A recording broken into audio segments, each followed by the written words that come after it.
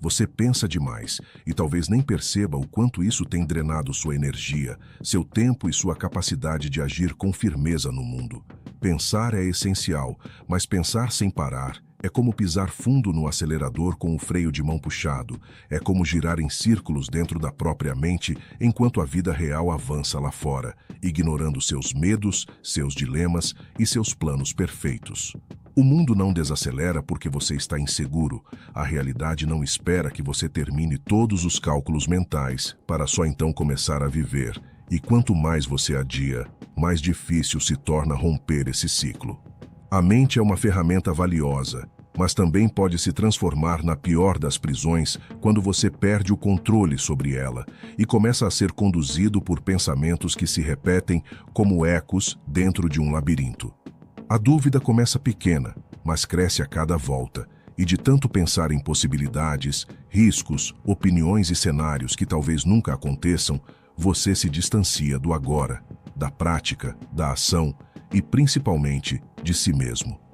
Você não está esperando o momento certo, está se escondendo atrás do excesso de análise, porque tem medo de errar, de se frustrar, de se expor. E esse medo alimentado por pensamentos constantes acaba te empurrando para uma zona de conforto paralisante, que te dá uma falsa sensação de controle, mas que, na verdade, está te fazendo perder tempo, oportunidades e até quem você poderia se tornar. Os filósofos estoicos não viam a mente como um lugar para se refugiar, mas como uma base de comando para agir com clareza, sobriedade e propósito. Epicteto ensinava que o que nos atinge não são os eventos em si, mas a forma como reagimos a eles. Marco Aurélio escrevia todos os dias para alinhar pensamento e atitude, e Sêneca, com a precisão de quem compreendia a alma humana, afirmava que o maior desperdício de tempo não está nas distrações externas, mas na demora em começar. A vida passa mais rápido para quem hesita, e o preço do pensamento excessivo é viver pela metade. Por isso, no vídeo de hoje, você vai aprender 8 lições estoicas que vão te ajudar a pensar menos, agir mais e destravar sua vida com sabedoria, coragem e constância. Se esse tema faz sentido para você, curta o vídeo, se inscreva no canal e comente aqui embaixo a frase do dia. Eu vou pensar menos e agir mais. Seu compromisso começa agora. 1. Comece antes de se sentir pronto. Você está esperando o quê? A resposta para essa pergunta é, quase sempre, vaga. Alguns dizem que precisam se preparar mais. Outros esperam se sentir mais confiantes. Alguns dizem que falta tempo. Outros alegam que não é o momento certo. Mas a verdade é uma só. A maioria das pessoas não age porque está esperando um sinal interno de prontidão. E esse sinal nunca vem. Porque não existe. Essa é uma das armadilhas mais sutis da mente moderna, o culto à preparação infinita. Você lê mais um livro, assiste mais um vídeo, planeja mais um pouco, espera o ânimo, espera o medo passar, espera a mente acalmar, e enquanto isso, a vida segue. O tempo avança, as oportunidades passam. O que você não percebe é que o que te trava não é a falta de preparo, é o excesso de análise. E o estoicismo nos mostra com clareza brutal que pensar demais é uma forma disfarçada de procrastinar. Sêneca foi direto. Enquanto perdemos tempo em hesitações, a vida passa. Epicteto ensinava que a ação é o único campo onde o pensamento se prova útil. Marco Aurélio escreveu para si mesmo: você existe para agir, não para adiar. A preparação tem o seu lugar, mas o erro está em transformá-la em residência. Você não foi feito para morar no planejamento. Foi feito para se mover, para experimentar, para errar, ajustar e seguir. A ação é um campo de batalha onde o verdadeiro aprendizado acontece. E não há filosofia estoica sem prática direta. É ali, no terreno irregular da realidade, que a razão é testada, refinada e validada. Quando você entende isso, percebe que o primeiro passo nunca será confortável. E não deveria ser. A mente sempre vai tentar proteger você do incerto. Ela vai gerar dúvidas, hesitações e fantasmas lógicos que te convencem de que ainda não é hora. Mas você pode reverter isso com uma simples mudança, começar mesmo sem sentir que está pronto, porque a prontidão não é uma sensação, É um estado que só chega depois que você já começou. Veja o caso de quem deseja começar a treinar, por exemplo. A maioria quer estar motivada antes de ir à academia. Quer comprar a melhor roupa, o melhor tênis, seguir a dieta perfeita e ter uma rotina impecável. Mas tudo isso é apenas um escudo contra o desconforto de agir com imperfeição. O treino de verdade começa no dia em que você vai mesmo sem vontade, mesmo sem estar no clima, mesmo com o corpo cansado. Porque ali você prova que domina a si mesmo, e não que espera ser dominado por uma emoção favorável. O mesmo vale para começar um projeto, iniciar um negócio, dar um passo importante na vida pessoal. Você nunca vai estar totalmente pronto, e isso é normal. Porque a maturidade vem com o impacto da prática, não com o excesso de preparação. O estoico sabe que o progresso é forjado na realidade, não na simulação. E essa filosofia não é apenas teórica. Ela se revela também em grandes histórias da humanidade. Existe uma lição poderosa que é a de Theodore Roosevelt, o homem na arena. Theodore Roosevelt, ex-presidente dos Estados Unidos, deixou uma das mensagens mais poderosas da história sobre esse tema. Em um famoso discurso conhecido como O Homem na Arena, ele declarou: "Não é o crítico que conta, não o homem que aponta como o homem forte tropeça ou onde o autor dos feitos poderia tê-los feito melhor. O crédito pertence ao homem que está realmente na arena, cujo rosto está sujo de poeira, suor e sangue." Roosevelt sabia, por experiência própria, que quem espera estar pronto jamais entra na arena. Ele enfrentou doenças na infância, fracassos políticos, tragédias familiares. Nada disso o paralisou. Ele começou antes de estar pronto. Criou uma vida pública pautada pela ação firme, não por um planejamento perfeito. Errou, corrigiu, enfrentou resistências, mas se manteve ativo. E é isso que o estoicismo exige de nós: presença no campo de batalha da vida. Roosevelt foi um leitor voraz dos clássicos greco-romanos, especialmente de Marco Aurélio.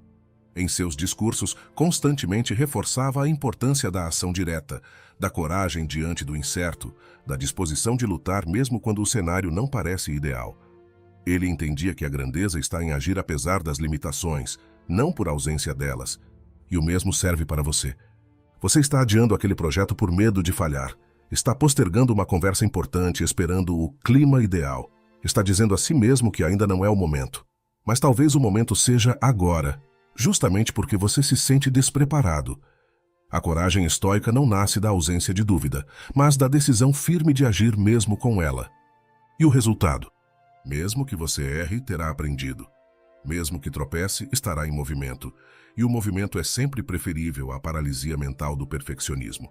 Porque o progresso, mesmo torto, constrói. A inércia, mesmo racionalizada, corrói. Você já percebeu que muitos dos seus maiores avanços na vida aconteceram em momentos de impulso lúcido? Quando você simplesmente começou, sem ter todas as garantias? Quando confiou no passo seguinte mesmo sem ver o caminho todo? Pois é disso que se trata essa lição. Começar antes da perfeição, antes da certeza, antes da segurança total.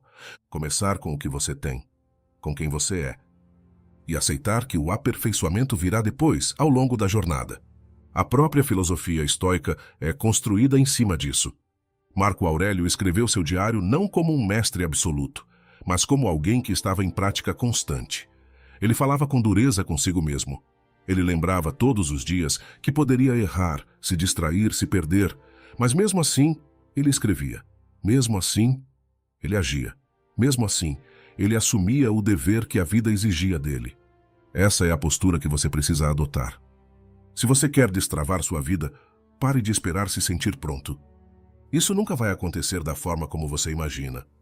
Você não vai acordar num dia iluminado, com a mente limpa e o coração cheio de coragem, pronto para fazer tudo dar certo. Na realidade, você vai começar com dúvidas, com medo, com hesitações, e ainda assim vai começar. Porque é isso que pessoas fortes fazem. Porque é isso que os estoicos nos ensinaram. Você pode rever essa lição todos os dias, mas nada vai mudar se ela não virar ação, e isso depende exclusivamente de você. 2. O medo é vencido pelo movimento. Imagine a seguinte cena. Um homem está parado à beira de uma ponte de pedra antiga, construída sobre um desfiladeiro profundo. O vento sopra forte, o céu está encoberto. O caminho à frente é estreito, irregular e quase desaparece na névoa. Atrás dele, o chão já começa a ceder. Ele sabe que não pode voltar. O tempo está pressionando, mas ele hesita. E quanto mais hesita, mais o medo cresce. Mais o chão atrás se desfaz e mais a ponte à frente parece ameaçadora.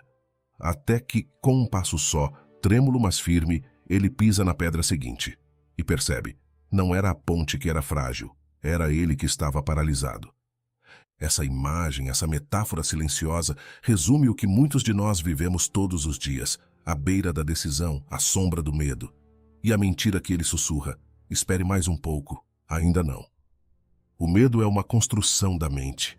Ele projeta riscos, exagera perigos e subestima a sua força. Mas o medo tem um ponto fraco. Ele não resiste à ação. E isso é uma das verdades mais duras e mais libertadoras da filosofia estoica. Marco Aurélio dizia que, se o caminho é difícil, então é porque ele vale a pena. Epicteto nos lembrava que não é o que acontece que nos afeta, mas como reagimos. E reagir no estoicismo não é apenas sentir, é fazer. O movimento é a resposta estoica à paralisia emocional. É o gesto racional que interrompe o ciclo vicioso da ruminação. É o primeiro passo que quebra a ilusão do perigo absoluto. O medo é natural, ele protege, ele alerta. Mas quando passa do ponto, ele domina. E quando domina, você deixa de viver com liberdade e passa a viver em contenção. Contenção de ideias, contenção de iniciativas, contenção de quem você realmente poderia ser. Muitas pessoas acreditam que para superar um medo é preciso vencê-lo por dentro antes. Elas esperam a mente se acalmar, o coração se firmar, as mãos pararem de suar. Só que isso nunca acontece do nada. Porque o medo não é um problema intelectual, é uma emoção fisiológica. E emoções fisiológicas não se resolvem apenas com pensamento, se dissolvem na prática. Você quer vencer o medo de falar em público? Fale, mesmo tremendo, mesmo mal, mesmo uma vez só. Quer vencer o medo de começar um novo caminho? Dê o primeiro passo, mesmo sem saber o final, mesmo sem garantia, porque quando você age, você rompe a inércia. E a inércia é o alimento do medo. O estoico entende que coragem não é ausência de medo, é o domínio sobre ele. E domínio não se conquista com reflexão passiva. Se conquista com ação deliberada. Volte à imagem do homem na ponte. Essa ponte é a sua vida. O desfiladeiro é o tempo que passa. O vento é o medo. E a decisão de andar é o que define se você vai avançar ou ser engolido pela hesitação. Você pode pensar, mas e se o próximo passo me levar ao erro? E a resposta estoica é clara. O erro é preferível à paralisia. Errar é ação. Parar é regressão. Porque a mente que age aprende, mas a mente que evita adoece. Quantas vezes você deixou de tentar algo que poderia ter mudado tudo?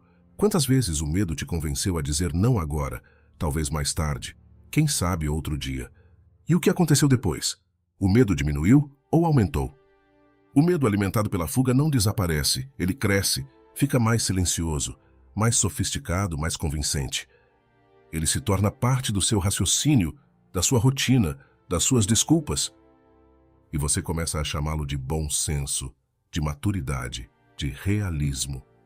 Mas no fundo, ainda é medo. Medo de errar, medo de ser julgado, medo de falhar. E o único jeito de matar esse medo é com ação firme.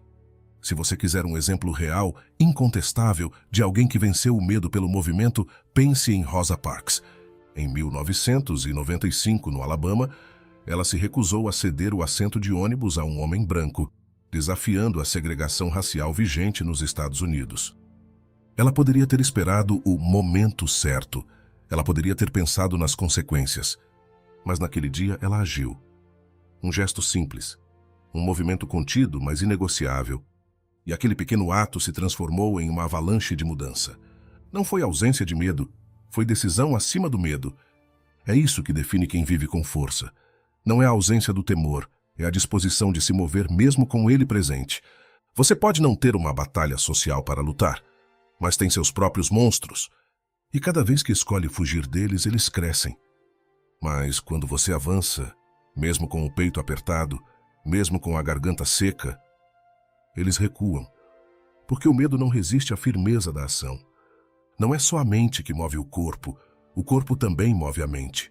Mude a sua postura, levante os ombros, respire fundo, dê um passo e veja como, fisiologicamente, o medo começa a perder força.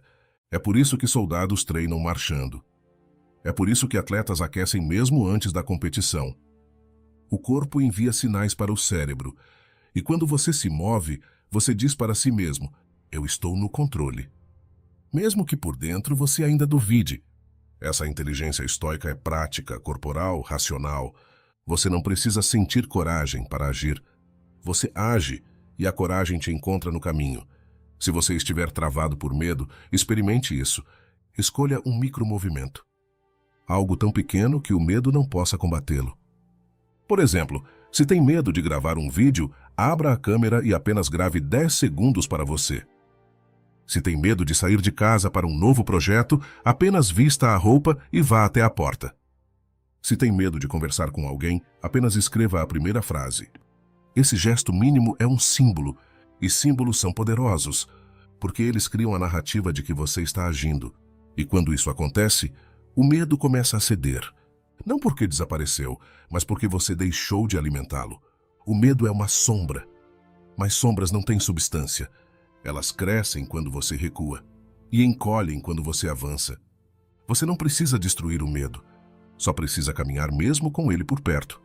Porque cada passo é um ato de domínio, e domínio é o que o estoico busca. Então, a próxima vez que o medo te visitar, não discuta com ele.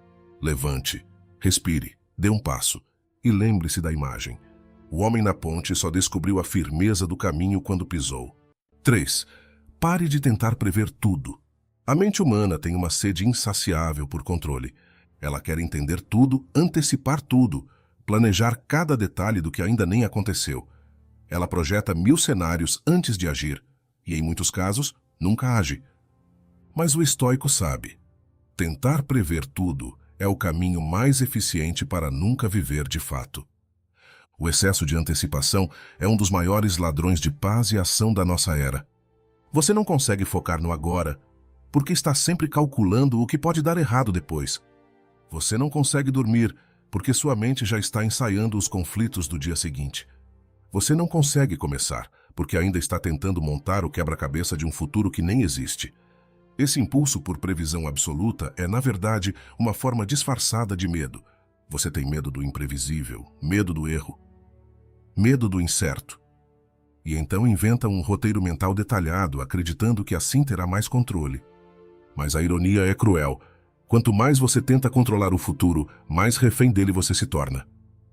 O estoicismo oferece um antídoto direto. Aceite a incerteza e haja dentro dela. Não se trata de agir no escuro, mas de entender que o que é essencial pode, e deve, ser feito mesmo sem todas as respostas. Na biologia marinha, há um exemplo fascinante que sintetiza essa ideia com perfeição: o comportamento adaptativo do polvo. O polvo é um dos animais mais inteligentes e imprevisíveis do oceano. Ele não vive de planos rígidos, ele não constrói sistemas fixos, ele se adapta em tempo real. Não tenta prever o comportamento exato dos predadores ou a direção das correntes. Em vez disso, ele lê o ambiente com agudeza, reage com precisão e se move com autonomia. Se a água muda de temperatura, o polvo muda de profundidade. Se um predador aparece, ele muda de cor, de forma, de textura.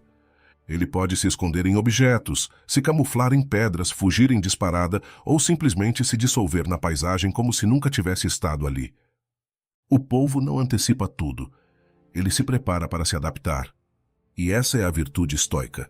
Não tentar prever cada detalhe do mundo externo, mas fortalecer o domínio sobre si mesmo para responder com clareza ao que vier.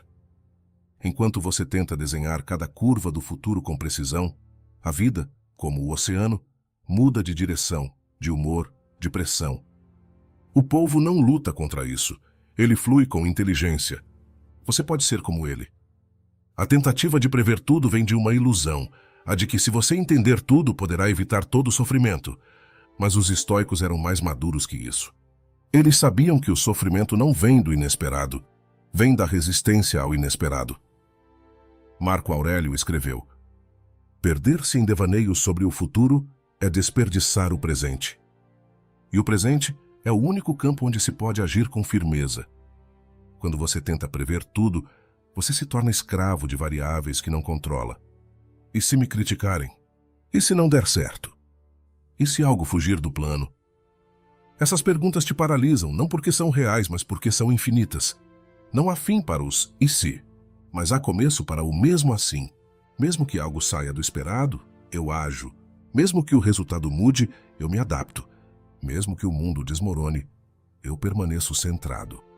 Esse é o núcleo da filosofia estoica. Você não controla o mundo. Você controla sua mente. Você não domina o futuro. Mas pode dominar a sua resposta a ele. Você não precisa prever tudo. Precisa estar pronto para tudo o que possa vir. Isso muda a postura. Em vez de tentar saber o que o outro vai dizer, você desenvolve calma para ouvir com firmeza. Em vez de tentar antecipar todo o resultado de uma decisão, você desenvolve racionalidade para sustentar as consequências.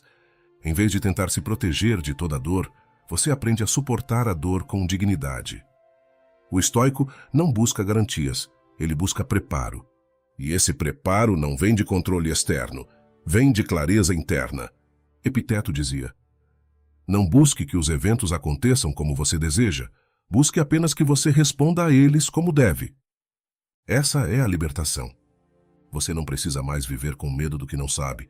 Você vive com firmeza com aquilo que sabe. Você pode escolher a sua atitude. E se der errado? Essa pergunta tão comum é, na verdade, o veneno mais sorrateiro da ação. E se der errado? E se for diferente do que planejei? Resposta estoica: isso não importa tanto quanto você pensa, porque o que de fato importa é você continuar íntegro, lúcido e produtivo, mesmo quando der errado. Na natureza não há um plano mestre, há adaptação. E a mente humana, quando bem treinada, é capaz de superar imprevistos muito maiores do que imagina. Você não precisa ter todas as respostas, precisa apenas da decisão de seguir adiante com firmeza. Há quem tente construir castelos no mar e se frustra quando as ondas derrubam tudo. Mas o estoico não constrói castelos na espuma. Ele surfa, ele lê as ondas, ele cai, ele levanta, ele ajusta a prancha, ele muda de direção, mas nunca perde o equilíbrio interno. Você não está aqui para prever cada onda, está aqui para aprender a navegar nelas. Essa mentalidade não tira a profundidade da vida. Pelo contrário, ela elimina o medo crônico de errar, a ansiedade de controlar, o cansaço de antecipar 1000 problemas. E te entrega algo muito mais raro: liberdade. A liberdade de agir com clareza, mesmo quando não sabe tudo. A liberdade de falar com convicção, mesmo que não agradem todos. A liberdade de seguir, mesmo quando o caminho não está nítido. Pare de tentar prever tudo. A vida não funciona como uma equação fechada. Ela pulsa, ela muda, ela surpreende. E isso não é um defeito, é parte da beleza. Mas quanto mais você desenvolve a mente estoica, centrada, adaptável, presente, menos você precisa de previsões e mais você se fortalece para qualquer cenário. Seja como o polvo. Não desenhe rotas fixas no oceano. Desenvolva a flexibilidade de se adaptar com inteligência. E lembre-se, o mundo real não pertence aos que sabem tudo, mas aos que sabem o suficiente para agir mesmo sem saber tudo. 4. Seja mais direto. Pense menos em como dizer. E diga: você já se pegou ensaiando 1000 vezes uma frase em sua cabeça apenas para desistir de dizê-la no momento exato em que mais importava? Já perdeu noites pensando no que devia ter falado, como devia ter falado, qual teria sido a reação se tivesse se posicionado com firmeza? A maioria das pessoas vive assim, sentadas sobre as palavras que nunca foram ditas, engasgadas com a própria verdade, cercadas por camadas de silêncio estratégico e frases inacabadas. A mente racional, que poderia ser uma aliada na hora de falar com clareza, acaba se transformando em um obstáculo, criando filtros demais, pesando demais cada expressão, analisando demais as possíveis consequências, até que o tempo passa, a conversa muda, a oportunidade se desfaz, e o que restou foi um amontoado de arrependimentos mudos. A verdade é que boa parte da nossa energia mental é desperdiçada tentando encontrar a forma ideal de dizer algo, como se houvesse uma fórmula mágica que garantisse entendimento perfeito, aprovação imediata e ausência de desconforto. Mas o estoico sabe: não existe forma ideal. Existe a forma verdadeira. E a verdade raramente é confortável. O estoico não está preocupado com retórica sedutora ou com performance verbal. Ele está comprometido com a clareza, com a essência, com o essencial. E, acima de tudo, com a coragem de falar o que precisa ser falado, mesmo que a voz trema, mesmo que o clima pese, mesmo que o outro não reaja como esperado. Porque para o sábio, não é o impacto que define a fala, é a intenção, o conteúdo e a integridade de quem fala. Ficar calado quando algo importante precisa ser dito não é um gesto de sabedoria, é um gesto de medo. E o medo, quando assume o controle da linguagem, gera pessoas ambíguas, relacionamentos frágeis, decisões atrasadas e vidas onde tudo é empurrado para depois. Você não precisa machucar ninguém com palavras duras, mas também não pode continuar evitando conversas importantes por receio de parecer duro. A omissão, às vezes, machuca muito mais do que a franqueza. O silêncio pode parecer seguro, mas ele cobra caro. Ele alimenta mal-entendidos, cultiva ressentimentos e constrói uma versão distorcida de você nos olhos dos outros. O que poderia ser resolvido com uma frase direta torna-se um abismo difícil de atravessar quando se adia demais. Quero te convidar neste momento para fazer um exercício poderoso. Um momento de reflexão guiada. Respire fundo. Sente-se com a coluna ereta. Feche os olhos por alguns instantes. Traga à mente uma situação recente em que você se calou. Algo importante que você queria dizer, mas hesitou. Pode ser uma conversa com alguém próximo, uma discordância que engoliu, uma decisão que adiou por medo do que os outros iam pensar. Visualize o momento. Sinta o ambiente. Lembre do que você pensou, do que sentiu, do que segurou. Agora, com sinceridade, pergunte a si mesmo: por que você não falou? Foi medo de gerar conflito? Foi receio de parecer fraco? Foi tentativa de proteger alguém? Ou foi apenas comodismo emocional, aquele velho hábito de não se comprometer com a própria verdade? Seja honesto. Não se julgue. Apenas reconheça. Agora, com os olhos ainda fechados, diga mentalmente a frase que deveria ter dito. Não se preocupe com a perfeição. Apenas diga, como se estivesse ali, voltando ao momento. Veja como essa frase soa dentro de você. Veja como ela limpa algo, como ela libera uma energia estagnada, como ela restabelece um eixo. Essa é a força da linguagem honesta. Ela reorganiza não apenas o ambiente externo, mas principalmente o mundo interno.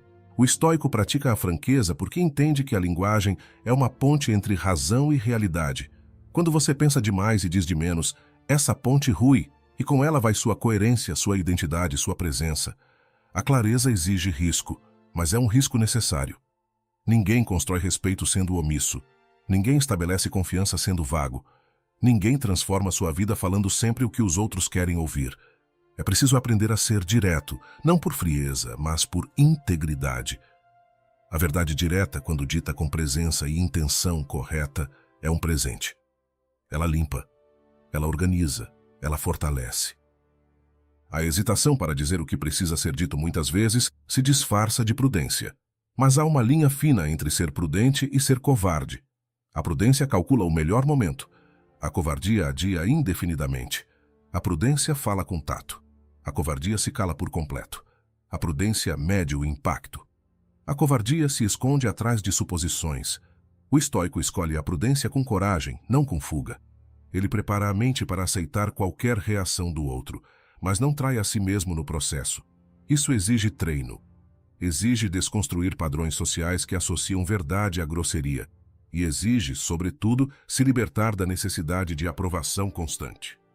Pessoas respeitáveis são, em geral, aquelas que você sabe exatamente o que pensam. Elas não precisam gritar. Não precisam exagerar. Mas quando falam, você entende. Porque há nitidez. Há solidez. Há um alinhamento interno entre o que sentem, o que pensam e o que dizem. Esse é o verdadeiro carisma estoico. A força de quem não joga com meias palavras, de quem não terceiriza sua clareza, de quem sustenta sua fala com postura. Esse tipo de comunicação não vem com técnicas de oratória. Vem com integridade, com alinhamento, com presença. E não se trata apenas de dizer o que pensa. Trata-se de dizer o que é essencial, sem embelezar demais, sem complicar demais, sem retardar demais. Uma verdade dita com precisão tem mais valor do que 10 parágrafos de floreios vazios. A linguagem direta é econômica, mas nunca superficial. Ela vai no ponto, e por isso impacta. Ela é firme, e por isso ecoa. O mundo precisa de mais pessoas que tenham a coragem de falar sem medo, de se posicionar sem agredir, de expressar sem mascarar. Pessoas que, como os estoicos, tratam a palavra como um instrumento de ação, e não como um escudo de fuga. É claro que haverá momentos em que o silêncio é necessário. O estoico também sabe ouvir. Também sabe calar quando a palavra não serve à virtude. Mas há uma diferença imensa entre calar com sabedoria e calar por conveniência. O primeiro fortalece, o segundo adoece. E muitos, hoje, estão adoecidos por dentro, não por causa do que ouviram, mas por tudo que deixaram de dizer. Você precisa treinar esse músculo. Comece por pequenas conversas. Diga não quando quiser dizer não. Diga sim com convicção. Corrija alguém quando algo for dito injustamente. Expresse uma opinião com clareza, mesmo que seja diferente. Defenda seus limites. E aos poucos, essa nova musculatura verbal vai se tornando natural. Você verá como sua postura muda, como o outro começa a te ouvir com mais atenção, como os diálogos ganham mais profundidade, como os ruídos desaparecem, não porque todos concordam, mas porque tudo está claro. A mente que pensa demais em como dizer, acaba não dizendo nada que importe. A verdade não precisa ser perfeita, ela precisa ser dita, e quando você aprender a falar com clareza, verá que a vida se torna mais limpa, mais leve, mais respeitável. Não tema o desconforto da fala direta. Tema o acúmulo silencioso de tudo aquilo que você nunca teve coragem de dizer. A clareza é um ato de liberdade. E todo estoico que deseja viver com firmeza precisa praticá-la. 5. Você não precisa de motivação, precisa de disciplina. Nas montanhas do Himalaia, há um tipo de árvore que desafia a lógica da sobrevivência. Ela cresce em altitudes extremas, onde o oxigênio é escasso, o frio é constante e o solo, quase sempre congelado, parece hostil à vida. Ali, acima dos 4.000 metros, não há estações claras, nem flores exuberantes, nem campos férteis. O que existe é rocha, neblina, vento cortante e essa árvore solitária, de galhos tortos e casca espessa, sustentando sua existência em meio à dureza absoluta. Ela não escolheu estar ali. Não há poesia nesse crescimento. Ela simplesmente se levanta, centímetro por centímetro, ano após ano, enfrentando tudo, dia após dia, sem aplausos, sem plateia, sem clima favorável. Ela cresce porque precisa, porque está viva, porque é da sua natureza persistir, mesmo quando nada a motiva. Essa árvore não espera dias bons, não se pergunta se está no clima, não aguarda uma mudança externa para cumprir o seu ciclo. Ela apenas cresce. E isso é disciplina em sua forma mais crua. É o oposto da lógica da motivação que tanto se vende hoje. A lógica da espera, a lógica do sentimento, a lógica da inspiração. Quantas vezes você mesmo já adiou uma ação importante porque não estava se sentindo pronto? Quantas vezes deixou de começar algo por falta de ânimo? Quantas vezes se convenceu de que precisava se motivar primeiro? O problema é que essa espera por motivação cria um vício perigoso. Você só age quando sente vontade. E o dia em que a vontade não vier, que será a maioria deles, você não faz nada. O resultado? Uma vida cheia de boas intenções e poucos resultados. Um corpo cansado de tanto desejar e uma mente frustrada de tanto adiar. O estoicismo nunca foi uma filosofia de entusiasmo. Foi, desde o início, uma filosofia de dever. Para o estoico, a pergunta não é "estou com vontade de fazer isso?", mas sim "isso precisa ser feito?". E se a resposta for sim, então não importa o humor, o clima, o sono, a preguiça, o desconforto. Importa apenas cumprir, agir, executar. Porque o sábio entende que nem todo dia será ideal, mas todo dia é suficiente para avançar um passo, por menor que seja. A disciplina não nasce da inspiração, nasce da clareza. E quando você tem clareza do que quer e do que é preciso, você para de se apoiar no emocionalismo cíclico da motivação e começa a caminhar com firmeza, como quem sabe onde quer chegar. É aqui que entra a metáfora natural que abre esta lição. A árvore que cresce no gelo não floresce porque se sente inspirada. Ela cresce porque crescer é o que ela faz, independentemente do que sente. Essa mentalidade é rara entre os humanos. Nós, diferentes da árvore, desenvolvemos a capacidade de justificar. de racionalizar a inércia, de romantizar a espera. Criamos discursos inteiros para defender a nossa improdutividade, e o mais perigoso de tudo é que convencemos a nós mesmos. Passamos a acreditar que o ciclo da motivação é normal, que é preciso esperar o momento certo, que agir com disciplina é se violentar. Mas isso é um erro, porque, ao contrário do que parece, a disciplina liberta. É ela que nos tira da escravidão do humor, da oscilação interna, da chantagem emocional diária. Com disciplina, você age mesmo quando o mundo lá fora está em ruínas, e é justamente isso que sustenta o progresso real. Marco Aurélio escreveu em seu diário: ao amanhecer, quando você estiver relutante em se levantar, diga a si mesmo: eu fui feito para trabalhar, como a abelha para voar, como o cavalo para correr. Ele não disse: espere se sentir pronto. Ele disse: lembre-se do seu dever. A natureza da ação disciplinada está no entendimento de que agir é parte da sua essência. Não algo externo que você força, mas algo interno que você ativa. A disciplina é o retorno ao eixo. Ao propósito, a estrutura que você decide manter mesmo quando o caos bate à porta. E o mais interessante é que, com o tempo, a disciplina gera motivação, e não o contrário. Quando você age constantemente, cria um rastro de resultados. E esses resultados alimentam a sua energia. Um ciclo novo se forma. Ação, progresso, senso de potência, novo impulso. Tudo começa não quando você se sente inspirado, mas quando você começa mesmo sem querer. Pense nisso. Os grandes movimentos da sua vida aconteceram quando você agiu apesar de não estar pronto. Você estudou quando estava com sono, trabalhou quando estava ansioso, se posicionou quando estava com medo, fez o que precisava ser feito porque tinha que ser feito, e isso te fez crescer. A vida te recompensa não pelas intenções, mas pelas ações. E o estoicismo reforça isso o tempo todo. Você não controla o resultado, mas controla o esforço. E o esforço disciplinado é a única variável que depende completamente de você. O mundo externo pode desabar, mas ninguém pode impedir que você cumpra com seu compromisso interior, se você assim decidir. Vamos voltar à árvore. Ela está ali, sozinha, no alto da montanha. O vento aumenta. A neve cobre seus galhos, o gelo queima suas raízes. Nada parece favorável. Mas ela segue, lentamente, profundamente, silenciosamente. E por mais estranho que pareça, essa árvore é uma das mais fortes da Terra, justamente por ter crescido na adversidade. Porque a disciplina, quando praticada em ambientes hostis, forja uma força que a motivação jamais poderia dar. Motivação é frágil. Desaparece com a mudança do clima, mas a disciplina é mineral, é tectônica, é ancestral. E quando você acessa esse lugar dentro de si, você se torna imparável. Não porque é o mais talentoso, mas porque é o mais constante.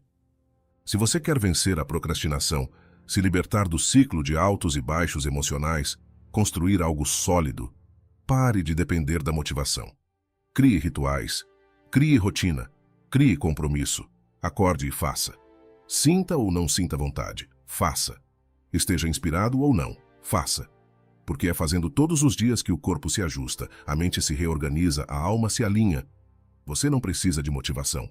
Precisa de decisão, precisa de estrutura, precisa de uma filosofia que te lembre todos os dias que o essencial não muda com o humor, que o dever vem antes da vontade, que o crescimento vem antes do prazer, e que a constância, no fim das contas, é a forma mais poderosa de liberdade que alguém pode conquistar.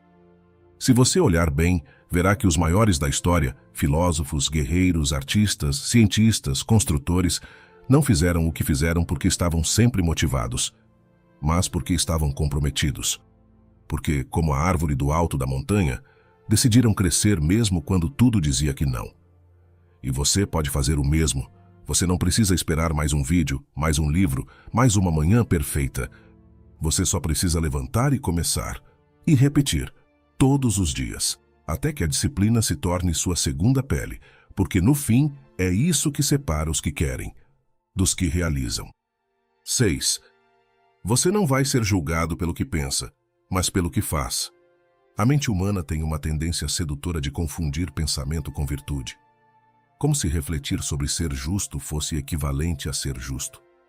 Como se valorizar a coragem fosse o mesmo que praticá-la. Como se admirar a disciplina fosse sinal de tê-la. É confortável viver assim. no abrigo do mundo interno, onde tudo é controlável, onde ninguém te questiona, onde você tem razão sem precisar provar. Lá, nesse espaço invisível da consciência, é possível ser virtuoso sem esforço, íntegro sem testes, heróico sem riscos. Mas fora dessa bolha mental existe o mundo. Um mundo que não lê intenções, que não acessa pensamentos, que não enxerga princípios não vividos. O mundo só responde ao que você faz. O que você entrega, o que você pratica, o que você sustenta. Isso é o que conta. É por isso que, para o estoico, não importa quantas ideias nobres você carrega. Se elas não se manifestam em conduta, em decisão, em postura, então elas não existem de fato. E isso dói no ego, porque o ego adora acumular ideias. Ele adora ler livros, repetir frases de efeito, construir uma identidade baseada no que sabe ou sente. Ele quer ser reconhecido como alguém que tem princípios, que pensa diferente, que valoriza a verdade. Mas o mundo não entrega reconhecimento por pensamento. O mundo entrega consequência por ação. Você não será lembrado pelas suas opiniões silenciosas, pelos seus ideais secretos, pelos valores que você respeitou apenas internamente. Você será lembrado pelas marcas que suas atitudes deixaram nas pessoas, nas estruturas, nas decisões. O valor da sua palavra será medido pela coerência entre o que você diz e o que você vive. O respeito que você inspira não vem da sua mente. Vem da sua prática constante, da sua presença quando o fácil seria sumir, da sua firmeza quando o impulso seria ceder, da sua coragem quando o medo justificaria o silêncio. E é exatamente por isso que o estoicismo não é uma filosofia contemplativa, mas uma ética de conduta. Epicteto era direto ao dizer que não basta estudar a filosofia, é preciso vivê-la. Ele comparava aqueles que apenas falavam sobre virtude, mas não a aplicavam. Há atores que decoram falas, mas não encarnam o papel. Marco Aurélio escrevia diariamente para se lembrar de agir de acordo com o que acreditava, não apenas refletir. Sêneca advertia que o saber, quando não se transforma em fazer, é vaidade intelectual. O verdadeiro sábio não é aquele que tem a melhor resposta teórica, é o que responde com firmeza na vida real. E para entender o peso dessa verdade, é preciso mergulhar na experiência, não apenas nos conceitos. Por isso, deixe-me te contar uma história. Curta, densa e real o suficiente para te marcar. O nome dele era Elias, um homem comum que vivia numa pequena vila costeira, onde os dias começavam antes do sol e terminavam com um cheiro de sal no ar. Elias não era conhecido por discursos nem por grandes ideias, mas era visto muitas vezes caminhando sozinho pela praia, sempre com um livro na mão, sempre calado. Diziam que era um pensador, um homem bom, alguém de coração nobre. E talvez fosse. Em suas conversas, quando falava, citava grandes nomes da história. Falava de ética, de justiça, de compaixão. Dizia que admirava os heróis, os que se sacrificavam, os que mantinham a palavra. As pessoas o ouviam com respeito, porque havia algo sereno em sua fala. Mas também havia algo ausente. Elias nunca se envolvia quando a vila precisava. Nunca aparecia quando um barco afundava. Nunca se manifestava nas reuniões difíceis. Era sempre o último a levantar a voz e o primeiro a se afastar quando o momento exigia posição. Um dia, uma tempestade violenta se formou no mar. Os pescadores mais experientes disseram que jamais haviam visto os ventos daquele jeito. Um pequeno barco estava preso lá fora com 2 jovens da vila. A vila entrou em alvoroço. Todos se mobilizaram. Homens preparando cordas, mulheres aquecendo mantas, outros tentando organizar uma equipe para ir até as pedras e lançar ajuda. Elias observava tudo da varanda de sua casa, com o livro ainda na mão. Viu os rostos aflitos, viu os gritos, viu a urgência, mas não se moveu. Ficou ali, parado, pensando, refletindo, pesando riscos, considerando possibilidades. Quando finalmente decidiu sair, os jovens já tinham sido resgatados por um homem velho e de costas curvadas que nem sabia nadar direito, mas que entrou na água, amarrou uma corda à cintura e caminhou pedra por pedra, puxando os 2 com a ajuda de outros. Naquele dia, Elias disse a alguns moradores que estava pronto para ajudar, mas que queria encontrar a melhor forma, que não queria atrapalhar, que pensou em 1000 jeitos de ser útil. Mas ninguém ouviu com atenção, porque naquela hora O que ficou registrado não foi o que ele pensou, foi o que ele não fez. E desde então, o olhar sobre Elias mudou. Não por maldade, não por crueldade, mas porque a vila entendeu naquele momento que por trás das palavras e do silêncio havia um homem ausente quando era mais necessário. E essa é uma marca difícil de apagar, porque em momentos críticos ninguém julga o que você teria feito. Julgam o que você fez. Essa história não é sobre Elias, é sobre você, sobre todos nós, sobre os inúmeros momentos em que deixamos de agir mesmo sabendo o que era certo, sobre as vezes em que preferimos parecer bons do que realmente agir com bondade, sobre os dias em que escolhemos proteger nossa imagem em vez de assumir o desconforto de fazer o que precisava ser feito, e sobre como a vida silenciosamente vai nos julgando, não pelas intenções que ninguém vê, mas pelas decisões que todo mundo sente. Você pode ter a melhor filosofia do mundo na cabeça, mas se essa filosofia não se traduz em ação, em postura, em consequência concreta, ela não vale nada. Pode saber tudo sobre ética, mas se continua traindo pequenos compromissos com os outros e consigo mesmo, então esse saber é apenas um adorno. O que sustenta o valor de uma ideia é a conduta que ela gera, e o que sustenta o valor de um homem é a coerência entre o que acredita e o que pratica. Se você pensa em ser mais calmo, haja com calma. Se pensa em ser mais forte, encare os desconfortos.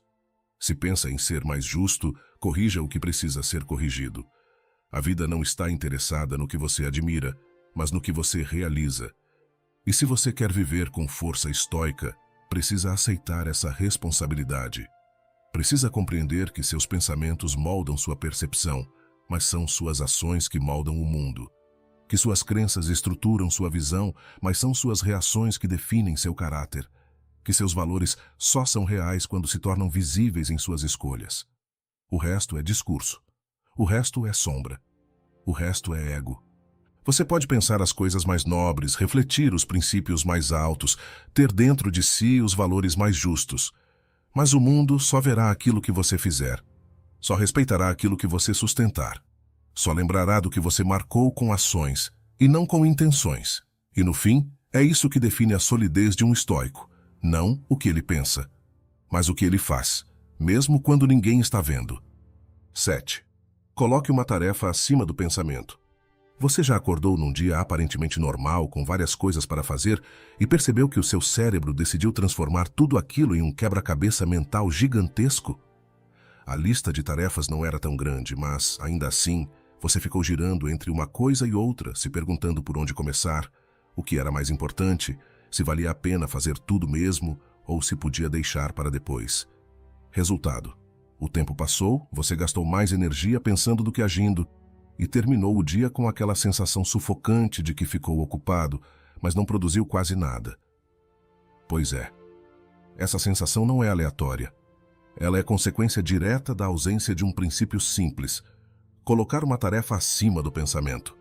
O estoicismo não combate o pensamento. Ele combate o excesso dele, a ruminação, a hesitação crônica, a paralisia de quem tenta organizar mentalmente cada passo antes de começar a andar.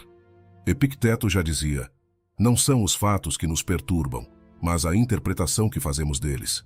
E isso vale também para os compromissos simples do dia. Porque não é a tarefa que te consome, é o tempo que você perde avaliando, recalculando, debatendo consigo mesmo se vale a pena ou não fazer, se agora é a hora, se está com energia suficiente, se está no clima. O pensamento, nesse caso, deixa de ser uma ferramenta de clareza e se transforma em um sabotador silencioso. E o antídoto para isso é direto. Escolha uma única tarefa, apenas uma, e execute. Não pense mais sobre ela. Não negocie com ela. Apenas comece. E o pensamento certo virá depois da ação, como consequência, não como pré-requisito. Para entender isso na prática, vamos sair do campo filosófico por um instante. Nada de mitos gregos ou histórias de imperadores. Vamos falar de algo banal, cotidiano, mas profundamente revelador: a pia cheia de louça. Imagine alguém que chega em casa depois de um dia longo, está mentalmente cansado, mas precisa dar conta de algumas tarefas. Olha para a pia e vê um amontoado de pratos, talheres, copos e panelas. A primeira reação não é física, é mental. Ele olha, franze a testa e pensa: que preguiça, Dá para deixar isso para amanhã. Depois, mas se eu deixar para amanhã vai acumular.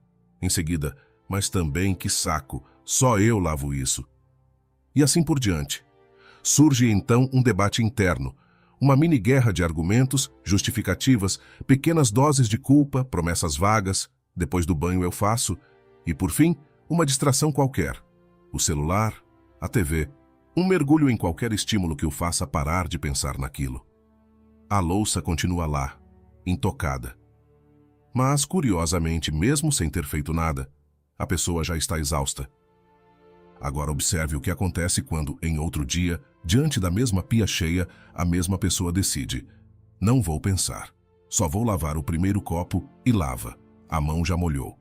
A espuma já está na esponja, o som da água já está fluindo, e sem que perceba, o corpo entra no ritmo. O segundo copo vem, depois os talheres, depois os pratos, e quando termina não houve grande debate, nem explosão de motivação, nem iluminação filosófica.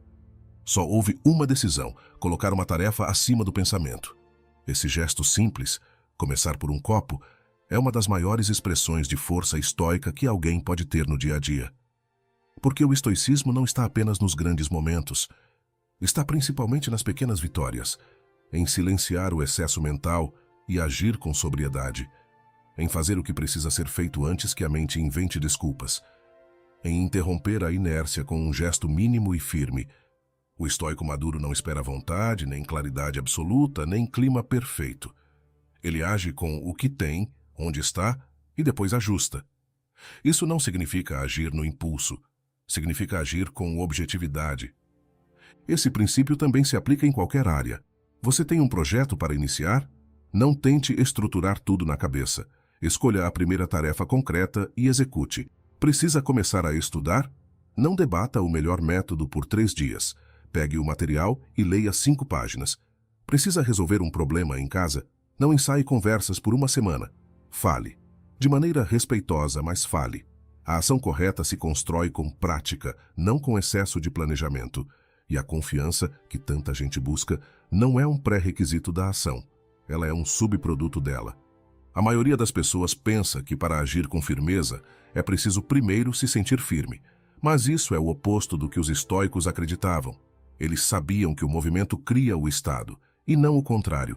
Quando você escolhe uma tarefa concreta e a coloca acima da confusão mental, você inverte o ciclo da paralisia, e isso transforma tudo. Um único gesto bem executado cria clareza, cria energia, cria direção.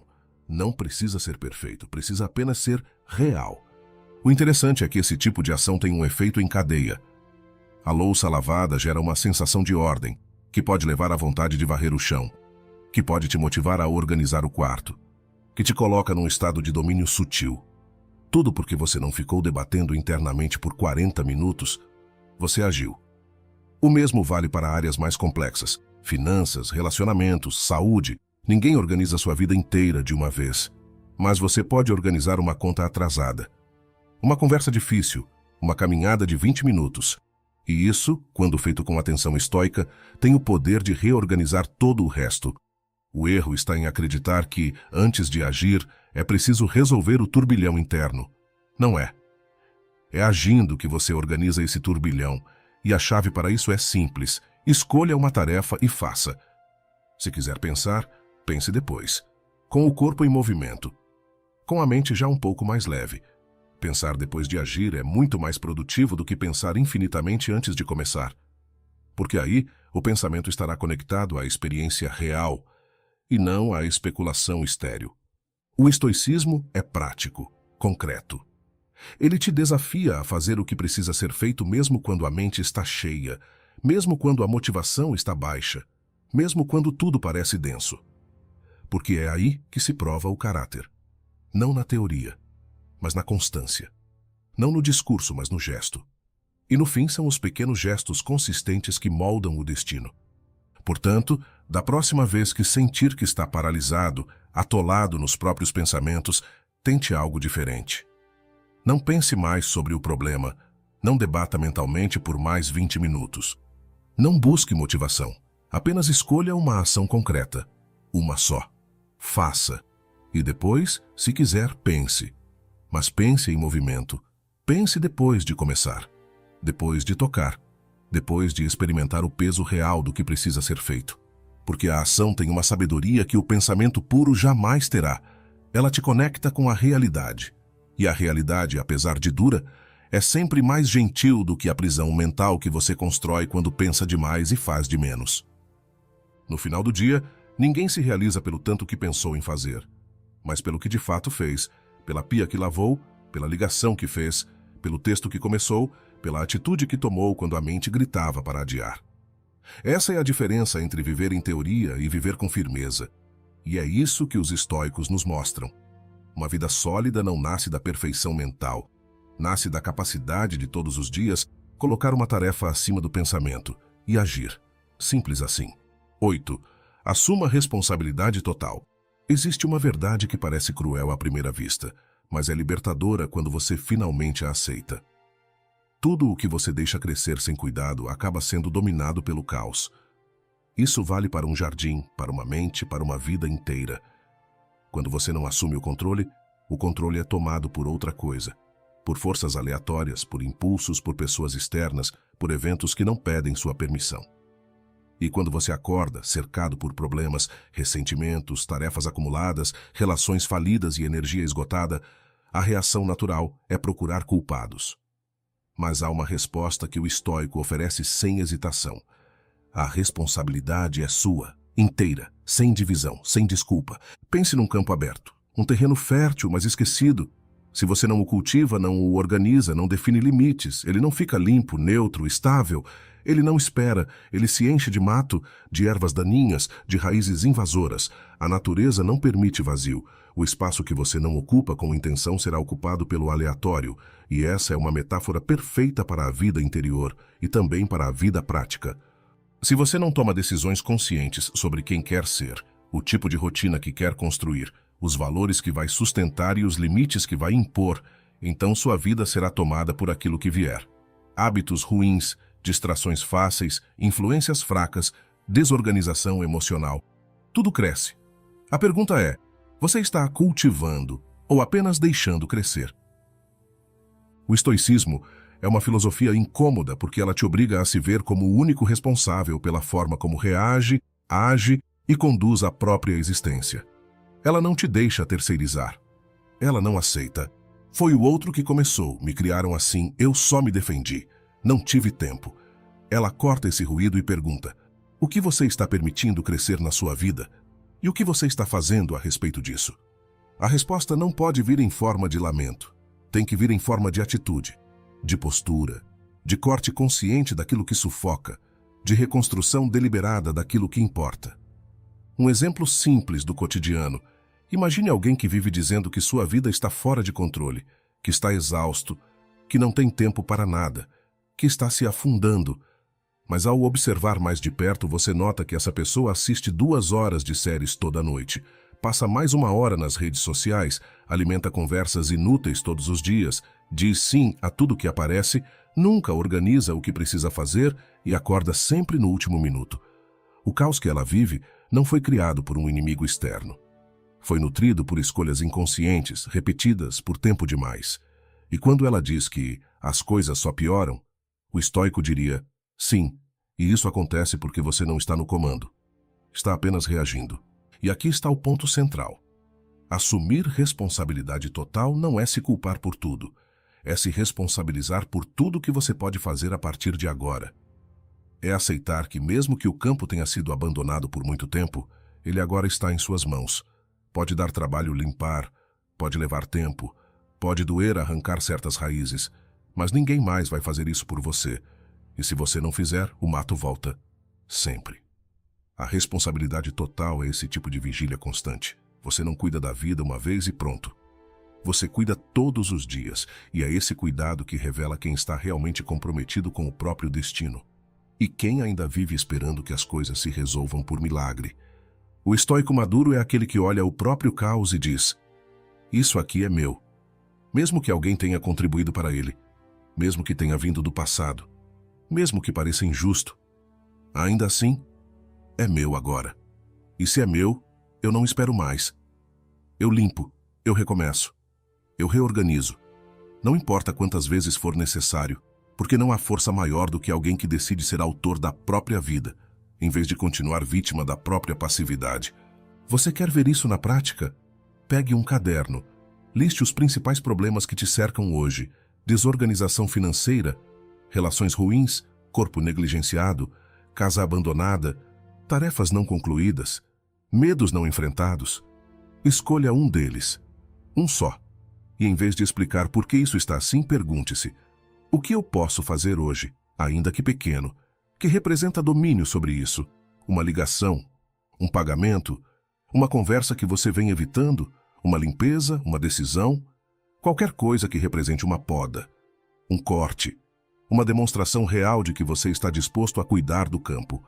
Isso muda tudo, porque a partir do momento em que você age com esse tipo de clareza, você recupera algo que muita gente perde cedo na vida: o senso de força interior, de que você não está à mercê, de que a bagunça existe, sim, mas não é permanente e não é invencível.